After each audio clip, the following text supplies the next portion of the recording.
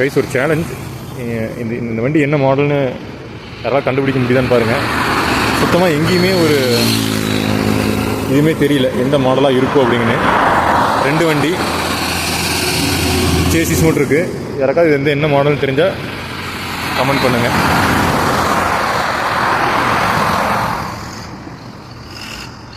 உள்ள dash board கூட அழகாக இருக்குது, இன்ஸ்ட்ருமெண்ட் கிளஸ்டர் கூட.